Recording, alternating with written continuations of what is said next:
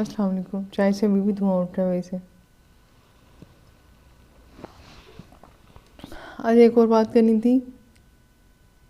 मुझे वो गाना याद आ रहा है, बचपन में कहीं सुना, तुझे डाउरी में बंगला दूंगा।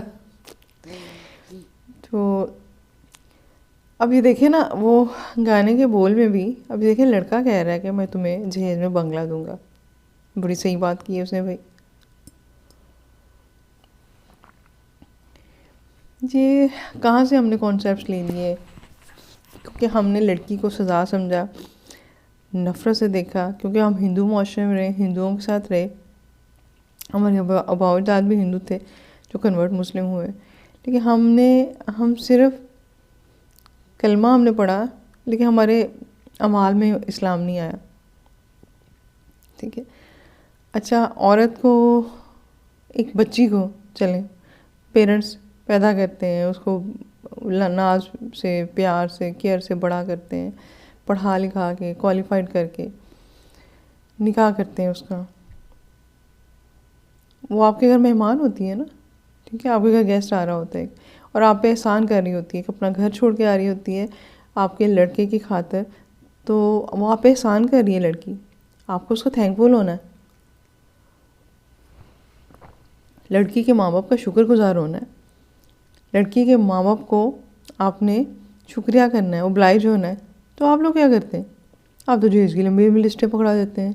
हमारे लड़के को गाड़ी भी चाहिए, हमारे लड़के को मोटरसाइकिल चाहिए। मेरे पास पेशेंट है एक, पिछले महीने के एंड पे मुझे इतनी तकलीफ़ हुई ना। वो कहती है कि मेरी बेटी की दूसरी जगह मंगनी टूटी है, मतलब हुई है, सॉरी, पहली टूटी है, दूसरी जगह हुई है। शादी को कुछ दिन थे और आके ना अब लड़के के घर वाले कह के गए कि जो बड़ा छोटा लड़का है उसके ससुराल वालों ने उसको ये जहेज में दे रहे हैं, बड़ी एलसीडी ये वो। तो वो कह रहा था अपने बड़े भाई को कि तुम भी अपने ससुराल में पैगाम भेज दो, तो हम उसका पैगाम लेके आए। यार, आप लोगों के अंदर ज़रा सी भी गैरत नहीं है, ज़रा सी भी हया शर्म नहीं है। इतने गंदे और घटिया और नीच लोग हैं आप लोग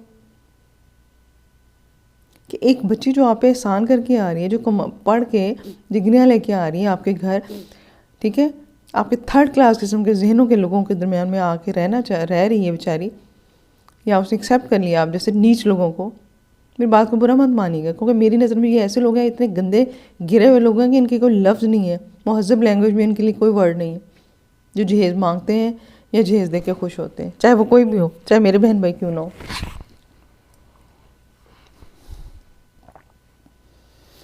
हम लोग ना, मेरी छोटी बहन की शादी हो गई, माशाल्लाह 2 बच्चे। एक दफ़ा उसका रिश्ता देखने गए, तो उन लोगों ने नया मकान सेट किया था, शिफ्ट हुए थे। तो उनके ड्राइंग रूम में ना जस्ट कारपेट था, नीचे कुछ नहीं। तो मैं बड़ी खुश हुई, मैं कि शायद अरबी स्टाइल में इन्होंने ना वो की हुई है, सिटिंग अरेंजमेंट किया हुआ। तो मैं कहा ये क्यों खाली छोड़ा हुआ है ना, ये बड़ा अच्छा लगा मुझे। कहते हैं ये जो हमने बेटे का रिश्ता करना है ना, तो जो लड़की है ना वो फर्नीचर लेके आएगी ना, वो यहाँ रखना है। इससे ज़्यादा इखलाकी गिरावट का आप सोच सकते हैं उस माशरे में? कितने थोड़े हुए लोग हैं, भुखे फ़कीर। हम तो सोचते हैं, हम तो रात चलते भीख मांगते को फ़कीर कहते, तो ये तो ज़्यादा बड़े फ़कीर हैं, जो ज़्यादा भुखे हैं। खैरात ये मांगते हैं, दे दो हमें कुछ, अल्लाह के नाम पे दे दो, बेटे के नाम पे दे दो। लोग अल्लाह के नाम पे नहीं, बेटे के नाम पे दे दो, हमारे बेटे के नाम पे दे दो, हमारे बेटे के नाम पे बेड दे दो, हमारे बेटे के नाम पे हमें भी वो एलसीडी दे दो।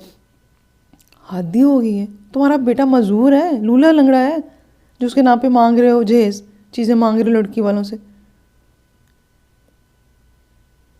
और उस बच्ची की ना, मैंने कहा ऐसे घटिया लोगों के वाले अपनी बेटी ना करो। कहती मेरी बेटी खुद इस बात पे दुखी हो रही है।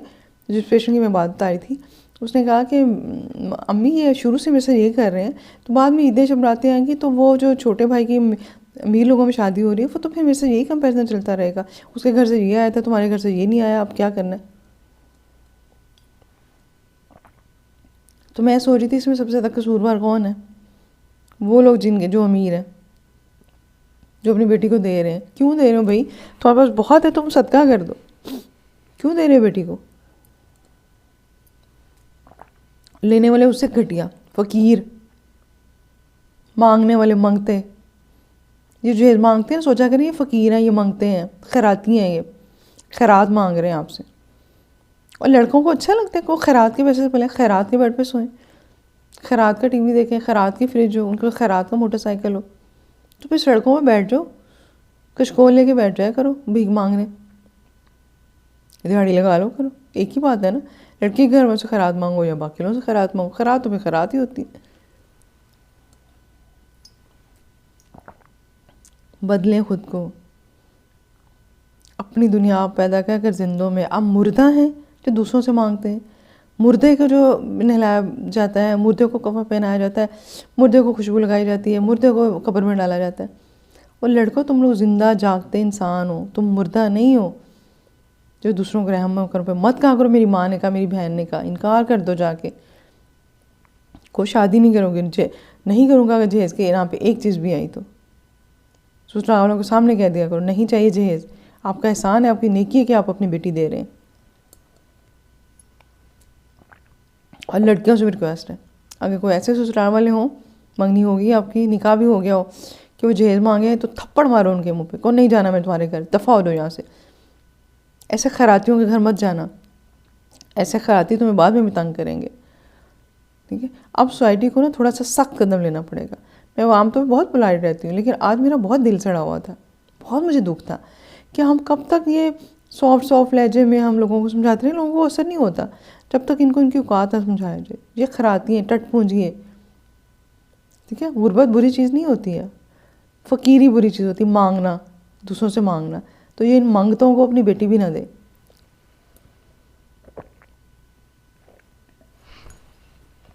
जिसमें इकट्ठी बहुत सारी चाय चढ़ाओ ना, उसका होता है कि उससे मैं बहुत तकलीफ़ में हूँ और मुझे बहुत दुख हुआ उस बच्ची। वो कहती है एमफिल किया हुआ मेरी बेटी ने, ठीक है, जॉब करती है, और वो ऐसे फ़कीरों के घर जाए जो यूँ मांगते हैं। बार बार ये लफ्ज़ इसलिए कह रही हूँ ताकि उन लड़कों को एहसास हो, उन लोगों को एहसास हो। कोई एक ने भी ये मेरी वीडियो सुन के जहेज़ तौबा कर ली, लड़की वालों से माफ़ी मांग ली, तो मैं समझूंगी कि मेरा काम हो गया। अल्लाह हाफिज़। बात ये कि जब जहेज़ मांगने वालों से बात कही जाती तो कहते हैं अपनी बेटी को दे रहे हैं, तो अपनी बेटी को अगर उन्होंने इतना तावान देना तो फिर वो आपके बेटे को ना ख़रीद लें, क्योंकि बेटा, आप लोग अपना बेटा ही बेच रहे होते हैं ना चीज़ों की बस। तो फिर ऐसे क्या करें कि बेटे को रुखसत कर दिया करें। ठीक है, बेटे को कहेंगे जा बेटा ससुराल इतना कुछ बना लिया, तेरे घर का सामान उन्होंने बना लिया, अब तुम जाओ, हमारी तरफ से तुम फारिग। तो ये जो लॉजिक है ना, आप लॉजिक्स दे रहे होते हैं, लेकिन अपने दिल से पूछें आप क्या कर रहे हैं।